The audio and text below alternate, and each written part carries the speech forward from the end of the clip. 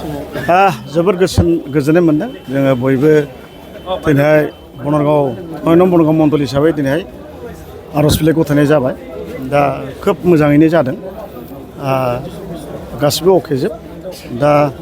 रायजो राजाफ्रा आं लेंहराखैमोन थेवब्लाबो बिथांमोना थांथारनांगौ होननानै गोबां फैदों दिनैहाय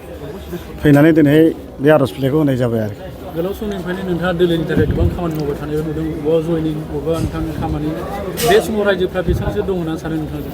आंजोंथ' दा 100% माने 27,000सो मानसिया दङ दिनैसिमबो आं हमथाना लाखिदों गेजेराव एसे साफा सानै एरै जादोंमोन नाथाय बिसोरबो थिग जाफिनजोबगोन जेबो नङा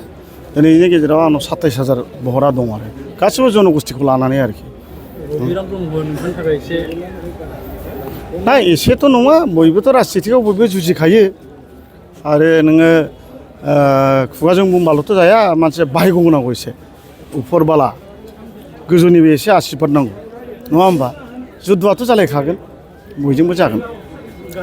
BPF आरो UPPL आरो BJP बे मोनथामजों गोख्रों जुजिलायनाया जागोन देरहानाया सोर जागोन मोनथामजों जागोन बेखौथ' आं देरहागोन होनना लाखागोन ना गुबुन पार्टियाबो गाव देरहागोन होनना लाखागोन खिन्थु मोजाङै बिजिरनानै नायोब्ला आं देरहानाया बे खाथां आरोखि बेखौ आं बुंनाय नङा जोंनि मावथिफारिया बिथांमोन बुंनाय रायजो राजा बिथांमोन बुंनाय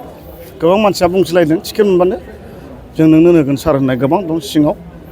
मानसिफ्रा दस्राजों ओंखारबालाय मा जानो सिङाव गोसोआ आंजों दंजोबो बे समाव नोंथाङा बेसेबां भटआव देरहागोन सानो आं दिनैयाव माने 7,000-8,000 भटआव देरहागोन बादि आं आसा खालामदों आरो रायजोफ्रा नोंथांखौ भट होगोन ना 100% होगोन मानो होआ जानो गासिबो होजोबाबाबोथ' 65% होबानोथ' देरहाबायना BPF दोलोनि माखासे मावथिफ्राबो नोंथांजों लोगोआव दं नामा गोबां फैबाय आंजों 50% बनरगाव मण्डल हिसाबै समिति हिसाबै आंजों 50% अलरेडि सिगाङावनो आंजों जइन जाखादों गोबां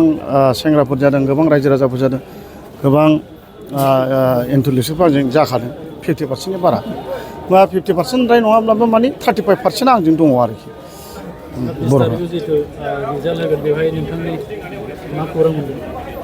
बेखौथ' आसा खालामदों भगबाननि आशीर्बाद थायोबा निस्सय देरहासार जागोन होननानै आंहा आसा दं आरो